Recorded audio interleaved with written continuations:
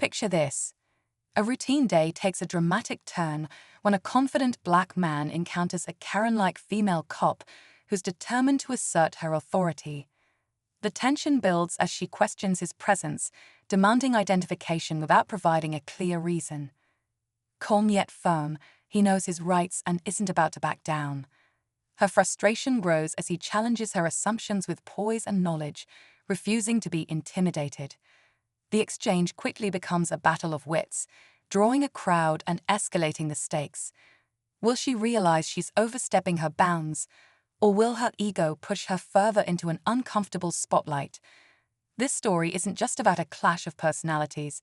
It's a powerful reminder of standing up for your rights and holding authority accountable. Stay tuned as this unexpected showdown unfolds, with twists and lessons you won't want to miss. As the crowd begins to gather, curious eyes lock onto the scene unfolding before them. The man, calm and collected, stands his ground, his voice steady but firm.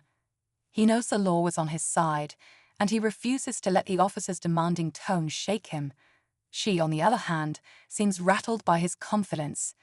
Her words come faster, her gestures more exaggerated, as she tries to reassert control. The man, unfazed, asks a simple question: "Am I being detained?" It's a question she seems unprepared for, her hesitation betraying a crack in her authority. The onlookers whisper among themselves, their phones out, recording every second. The air is thick with tension, each moment stretching longer than the last. Who is this man, and why does he seem to know more about his rights than the officer herself? And why is she so insistent, despite offering no clear reason for her demands? The answers remain just out of reach as the confrontation teeters on the edge of an unpredictable outcome. The officer's frustration is palpable now, her voice rising as she insists, "You need to show me some ID." But the man doesn't flinch. Instead, he calmly replies, "Unless you can articulate reasonable suspicion, I'm not required to provide that."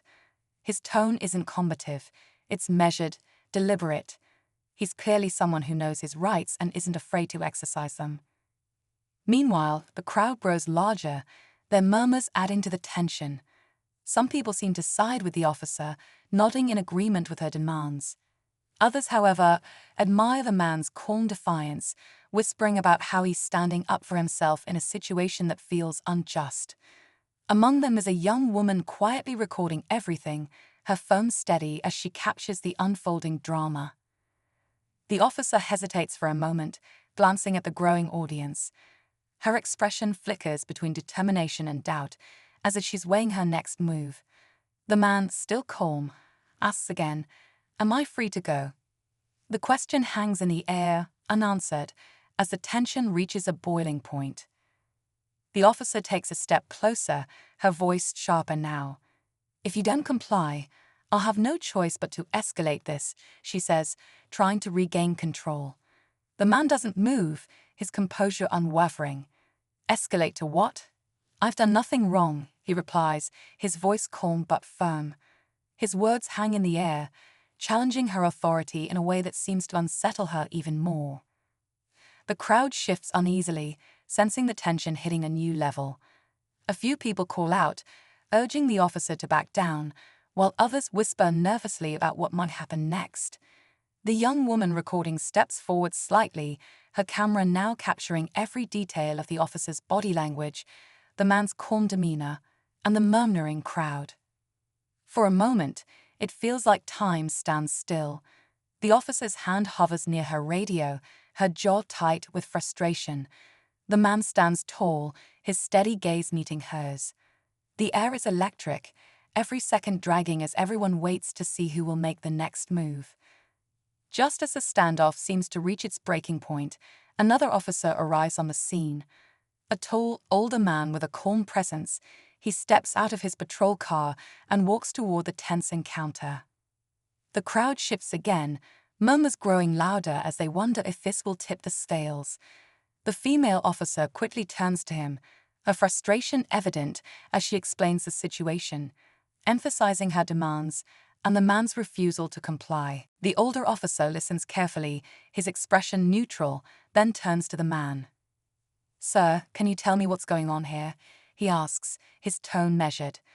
The man nods and calmly explains his side, detailing the lack of reasonable suspicion and his right to decline providing ID.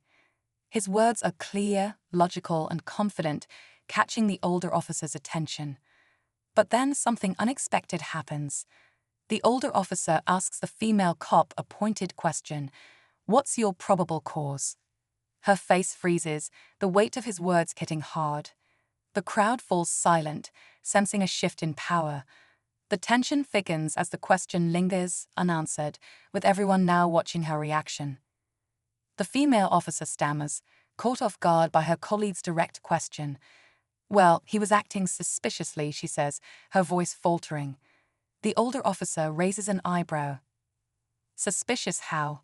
he presses, his tone calm but firm. The crowd leans in, waiting for her response. She hesitates, realizing she has no concrete answer. The tension in the air is almost tangible. The man, still composed, speaks up. "I've been respectful and cooperative, but I'm not obligated to provide ID without a valid reason. Am I free to go?" The older officer looks at him, then back at his colleague. After a long pause, he nods. "Yes, you're free to go," he says, his voice steady. The crowd erupts in whispers, some cheering quietly as the man gives a small nod of thanks and begins to walk away. But just as he's leaving, the older officer turns to the female cop. "We need to have a serious talk about protocol," he says, his voice low but firm. The twist isn't just the man's victory, it's the realization that accountability might finally come for the officer who overstepped. As the man walks away, the crowd begins to disperse, their conversations buzzing with what they just witnessed. Some people nod in approval, others shake their heads, but one thing is clear: everyone feels the weight of what just happened. The young woman who had been recording lowers her phone, a small smile on her face. "That's how you stand your ground," someone murmurs nearby. The female officer looks visibly shaken, her confidence cracked. The older officer places a hand on her shoulder, speaking quietly but firmly. "This isn't how we do things. You need to understand the law before you enforce it." She doesn't respond, her eyes fixed on the ground as she processes his words. Meanwhile, the man disappears into the distance, his calm demeanor never faltering. He's not just a figure in this story, he's a reminder of the power of knowing your rights and staying composed under pressure. The scene fades, leaving behind a lesson for everyone who watched: respect, accountability, and the importance of standing firm in the face of adversity.